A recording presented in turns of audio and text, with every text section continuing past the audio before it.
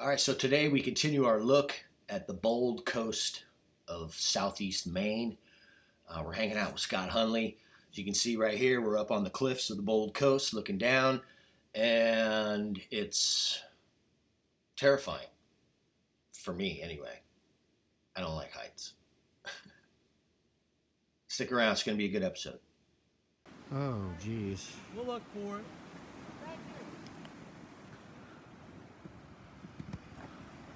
Shrouded in fog. Okay, so we're in the editor, and we're taking a look at a piece of footage that I shot in 2019.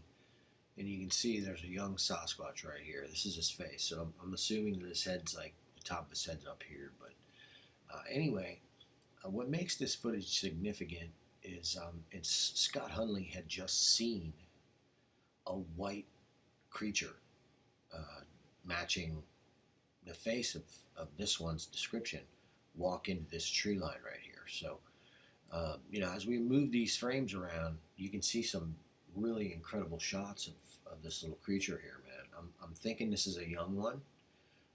You can see here's its eyes, that's its nose, and its mouth will be down here, but its whole head is right here.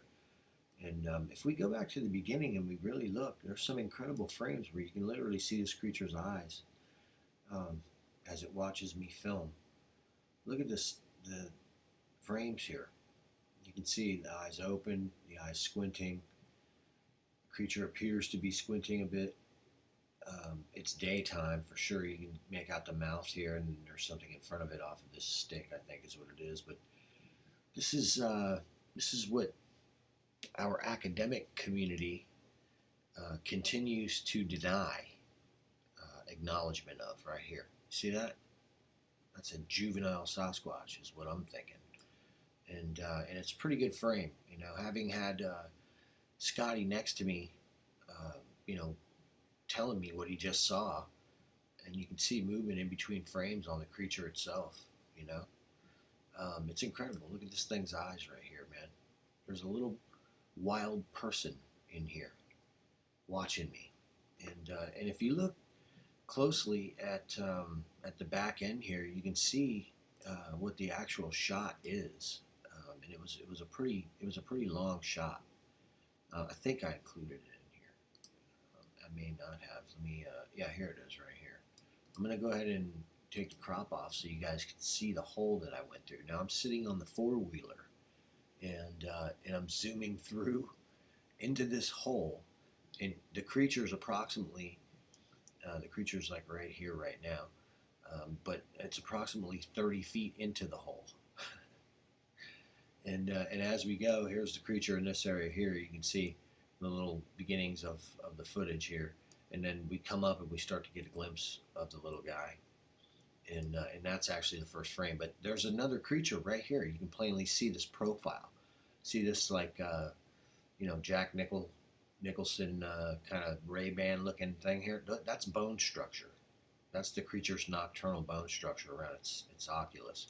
This area is going to be the nose. So we've got the head comes down, and this is the side of the face. And just like, a little bit of it's showing. We have a possible creature in here, but this is our family group, I think. And Scotty saw one of them. As we look at this frame, you can plainly see this hybrid monkey person in there. And there's what appears to be an adult monkey person sitting here. Now, they're looking this way. He's looking at me, but this guy right here, he's looking at Scott. Scotty was on my left, and he was approaching that tree line and going to walk in there. And here I am shooting through this hole on the four-wheeler. Scotty's over in this area trying to walk this way towards them. And here they are sitting in this hole right there. Boom. Now, this creature's watching Scotty. Now, as we move forward, I'm not even in this breakdown paying attention to this creature right now because I've put a breakdown out. We want to watch this guy. We want to see what this little guy does in between frames. And I've gone ahead and added a highlight in there so you can see as the footage develops, the creature develops. It doesn't turn into a plant as so many of these so-called critical thinkers would have you thinking. The reality of this species is they blend in, and it's fooling all of those critical thinkers out there. Yeah, their skepticism's getting the best of them instead of getting a camera and getting better at their opinions and more accurate. So what we're dealing with is something that retreats into the forest upon being seen, and this is how they retreated on this particular occasion.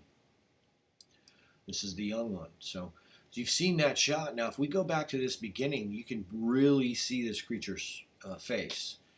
And just looking at it, there's movement in between these two frames. You can plainly see it. Now, this is a living creature. It's sitting in there, and it's watching as I film it. Look at this face down here. Look at this. There's plenty of movement in that face.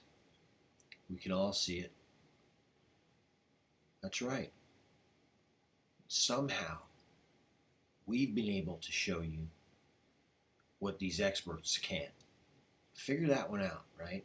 They work out there in these places, and yet it's difficult for them to admit these guys exist, huh?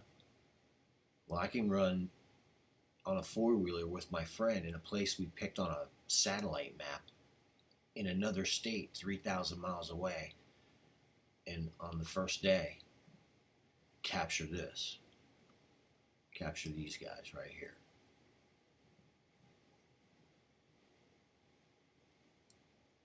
What you gonna do? Walking sticks here.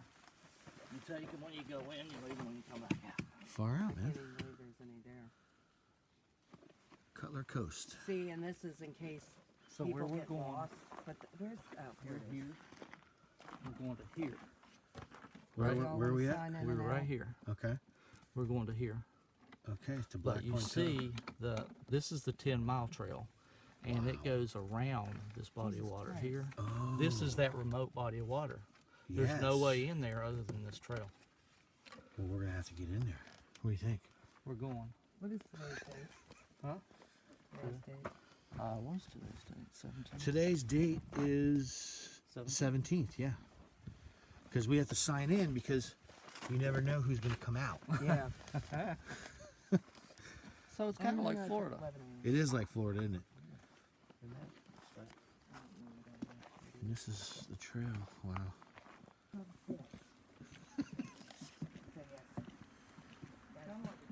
He was Straight using it. mud. And it was just right here. Right here. This is what the tiny stuff he just flopped it. Oh yeah. I wanted to check him. What do you got here, Scott? We have a structure. Actually, it's the second of two structures that we found. Yeah, man. That's pretty amazing, isn't it? It's killer, man.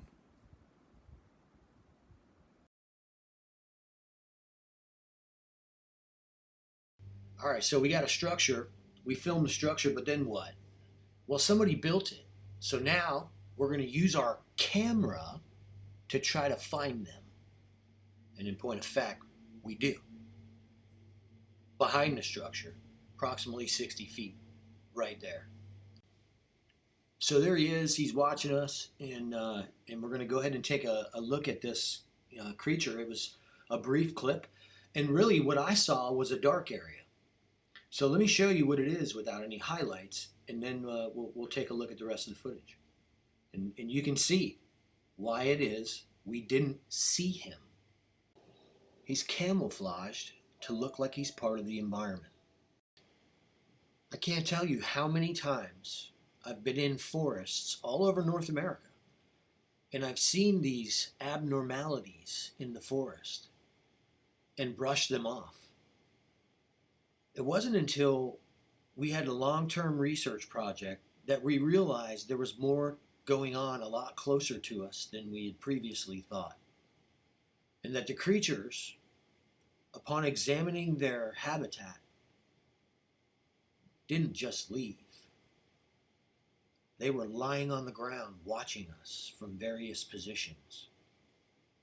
They were up in trees, observing us from above. And we never even knew it until we exited the forest, turned our cameras back around, and caught them up in the tree. This one's on the ground lying there watching Scott and I examine this interesting structure that he may have built. Either way, what's on this film matches our descriptions, both in behavior and in visual representation.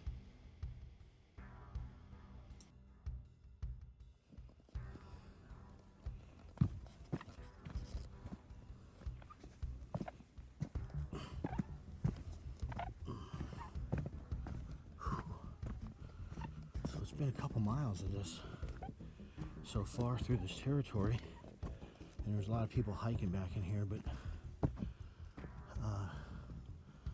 we're picking up smell. I'm smelling the exact same smell that I smell in Florida, that I've smelled in North Carolina, and that I've smelled in the Pacific Northwest.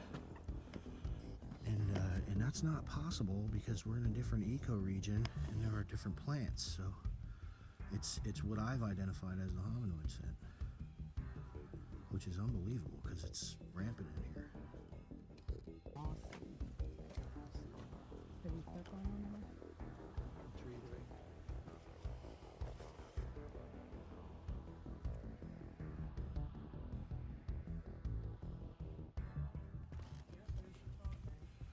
See, we can see through there, and there's a fog bank out there. See, and I take my kids hiking all the time too. There's some people. Huh? Yeah.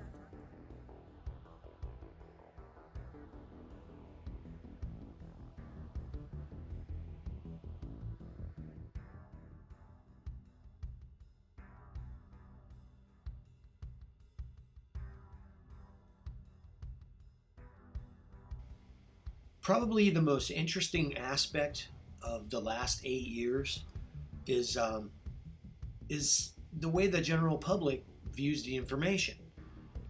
They don't seem to get we're not 80 miles in the middle of nowhere. We're off a main hiking trail in a prominent hiking spot. That's 20 feet away. You can plainly see it, and the creature is about 60 feet away.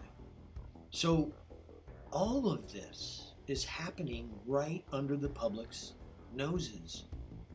These creatures are right there, blending in, watching your activities passively.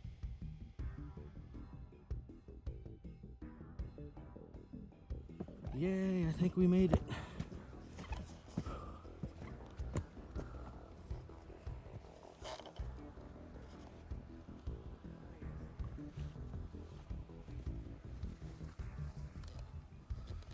All right, here we go. I can hear it and I can smell it, but there's a lot of fog. But there it is, North Atlantic. Wow, what a beautiful coastline. Oh, great. Well, we might be almost there because we can't see it that diagram. I know. The fog.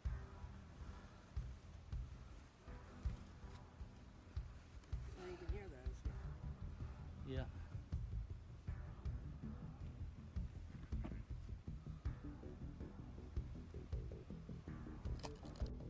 So what do we know about how big these things get? Well, in Florida, we're seeing well over 10 feet and probably 2,000 pounds. I'm thinking they can get bigger. The Pacific Northwest boasts reports of that type.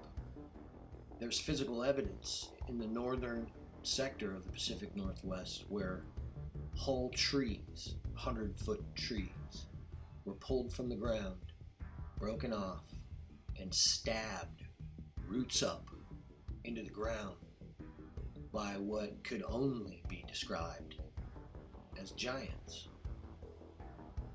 Do these giant Sasquatch exist? We'll see.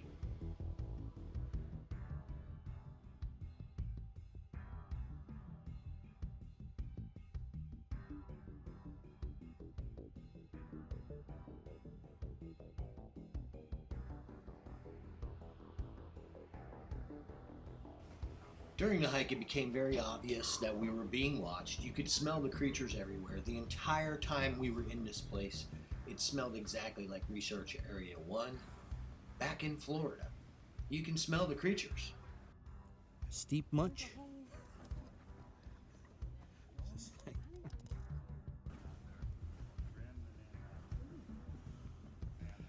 Made it. That's the Atlantic.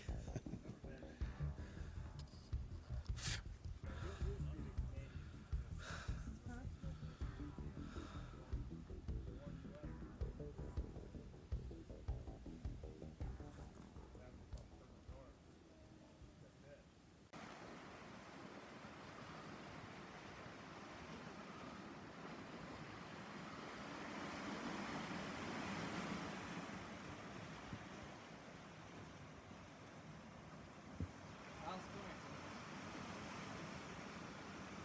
See anything from there?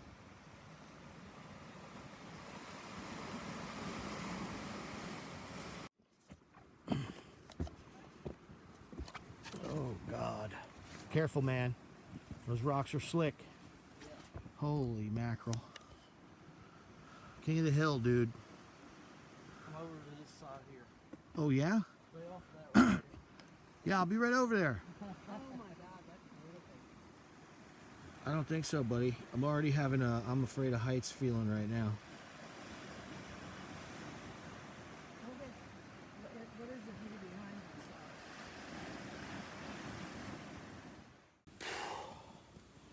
us? Ay, ay, ay. This is nuts. Oh my God, I'm not liking this at all. Scott, you better. Be careful, man. Be careful. Everybody's yelling, be careful. Be careful, man. This is where you want to be.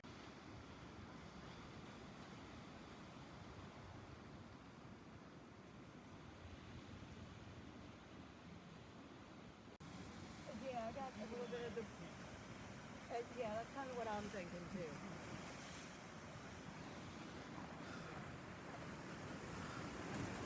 Oh, jeez.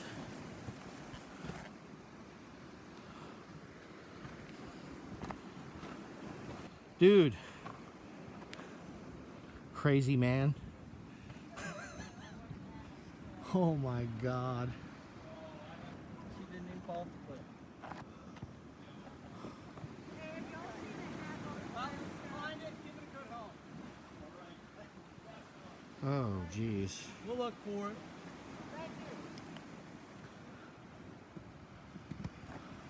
Shrouded in fog.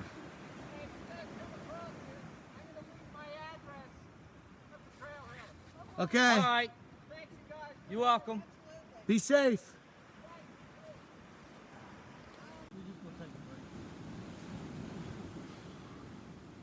I'm still waiting for my stomach to settle down.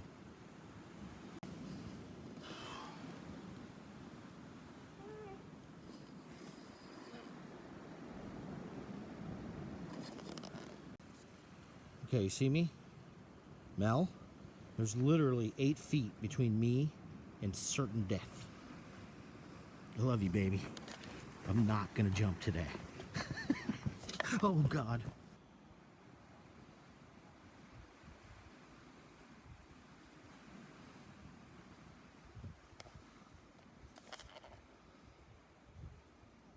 Walking the ridge. I just did that and I wasn't happy about it.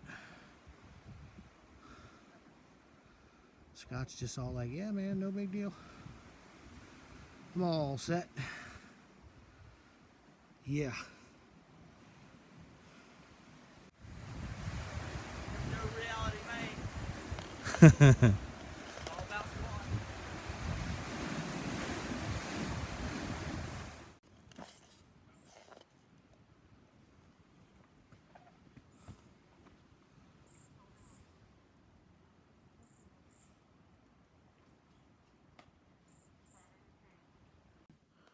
That was a long hike. We made it. What? He is our red squirrel. Is it? Yeah. We did it. This must be a big one. It is done. We're out there alive. I would venture to say, I'll put it out there, we probably caught something on video. We'll see. There definitely was smell in there in a bunch of different places, and it's the same hominoid smell as Florida. What'd you think of all them structures? You think those were actually structures or just No, man, it takes a lot of investigation, a lot of time to get in there and do that. I'll tell you that much. Crypto Reality Maine? That's what we're going to do. As we got to the truck, we heard a branch or a small tree get broke across the street. I shot a brief clip and we took off. See anything? Good morning, Mark. So tell us what you think about the area so far. This is like technically day one, although we've already discovered some areas right off the bat. But what do you think? Got off that airplane, it was a little bit of a bumpy ride, which is typical. Yeah, I don't like the airplane thing, but it's really beautiful, and you know, I mean, looking at the place on satellite, I figured, you know, that this particular area that you're, you know, living in has got to have them. I mean, it's just astounding habitat. There's so much wildlife here, and the signs of the wildlife are like prolific. So, you know, I honestly look at the situation like, you know, they are, and so you're gonna find signs of them if you know what to look for. And so, you know, yesterday we were looking for tracks, and I think tracks are, I look for that as like a basic confirmation of the validity of an area. So if we can find the tracks, then we know they're passing through there. That's an area that we can, you know, we can count on to do some research in. And yesterday, that first spot we went to and we found a track was, you know, it's really interesting because it's right on the ocean. And when I say right on the ocean, it's not like a mile away. It's like 10 feet from the ocean, you know. So there's this huge North Atlantic right there, and you're staring out at it, and you're standing above a 14-inch track or a 13.5-inch track, and you know, it's flat, it's barefoot. You know, there's no question that was a hominoid track, and so, you know, it's really good that we can confirm that. The thing with the secondary spot is, like, I see it and I say, okay, well, in my research I've seen this, and it seems to have been confirmed pretty much every time. So, but like you said, it was almost unbelievable when we saw the size of this thing's head, right? So if that is a Sasquatch, it's definitely the biggest one that I've ever come across, and so I'm looking forward to getting in there and confirming it, right? So, I mean, something that big is going to leave a giant track, like a 21-inch track. And so if we are able to identify a 21-inch track today in that area, if we, you know, go over there, that will be, you know, any tracks really. But I'm curious, you know, because that thing has got to weigh 1,200 pounds. Yeah. So it's got to be leaving significant sign that it's there, right? So the interesting thing is that entire area has significant sign. When you go into the tree lines in this particular area where we believe we captured this big thing on film, it looks like somebody has been in there who's huge and has broken off 1,000 trees. It looks like they've been there for a long time, and I mean just trees that are snapped off 5-6 feet off the ground, and they've been snapped off for so long that there's literally sprouts coming out to break. These are fresh green saplings, man, and they don't break easy. Saplings are flexible because it's nature's way to help them not snap. It takes like effort to snap these things off, and we're seeing this all through these areas. The damage in these areas is prolific. It's got quite a bit of ground brush and leaf litter, so tracks are few and far between in those kind of spots. And really, the Sasquatch try to stay out of that, you know, main area. This is what we see everywhere we go. So the tracks can be hard to find, but I suspect that if we can find some mud that's in the interior of the tree line somewhere in that area, we're going to find tracks in there. So I think my focus today is really going to try to find some mud that's in the interior of these spots, and that's going to require getting back in there a little bit. So looking for game trails. The brush is so thick, they're not going to want to be going through that kind of stuff. If we can find the game trails going in because the brush is so thick, then that's going to be a good starting point for us. So from a research standpoint, the brush is so thick. We need to find ways into it, and I think that's going to lead us into the right spots. I think whether they're initially, whether they're moose trails or anything like that, will be easy to determine. The ungulates leave very defined tracks in all substrate, and the Sasquatch with their big feet have a tendency to beat a trail solid, and you won't find undulate tracks on their trails. They're made by them, so they may be adjacent to the moose trails, to the deer trails, and all that stuff. But I think the turkey area is a good idea, and obviously we need to go back and shoot some comparison video to give ourselves something to go off of. I think that we did identify several individuals in that tree line. It's unfortunate that it was, the light was dwindling yesterday, or I think we may have identified a few of those guys in real time, which is awesome because then you can actually zoom in there. And now I only had the iPad yesterday. Today we'll be shooting with my camera and my zoom lens, so anything that's questionable we'll try to get in on. But my goal today is to find the trails, the ways in, and use those trails to get in there and find some softer aspects where, substrates that may take a track. And that's, I think, a real good idea. So examine the habitat and see where it leads us. Well, so I got to tell you, I was having trouble finding them here in Maine. I found them, in Florida. I found them in Oklahoma. I was just so overwhelmed by the vast amount of habitat, but it kind of validates the things that you learned in Florida as far as locating them, that we walked right down on top of them. Yeah, that's good. Never in my wildest dreams, because I knew it was going to be a good trip. So, got out, beautiful area, beautiful location, walked up through the woods. I showed Mark where the location of the footprint was. Took him out on a bluff, a beautiful bluff with cliffs, looking out over the water. And walking down a little trail. 100 yards, was 100 yards, Mark? About 100 yards from where she found the footprint. I stepped over it and kept walking, but Mark found the another footprint, squatch track, wide, broad track, toes, heading back away from the water up into the forest. So that happened within the first hour of being here in Maine, down East Maine. And then it just got better from there. Never in my wildest dreams did I think that we were going to find evidence that we found. Within 100 yards of that track, filling up the mountain, up through the bushes, there were little faces peeking out at us. And we got them on video. And we got pretty clear video of these little creatures.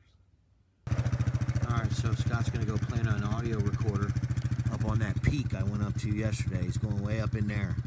We're going to leave it overnight as a test, a little experiment to see what happens in the evenings and all night long here on the mountain. What do you think, buddy? You feeling spry? What? You feel spry? Yeah. It's not as bad as it looks, man. Yesterday, it was real easy. It doesn't surprise me that the Whiteskins were around. There's one watching us right there. Of course, it looks a lot worse with the fog.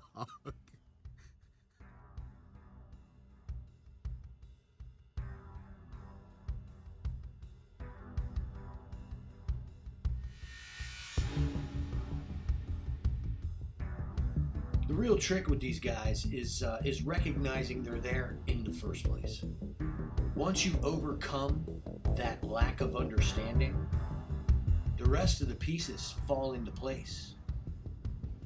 It's taken us 8 years to get to the point where we understand what it is we're actually studying.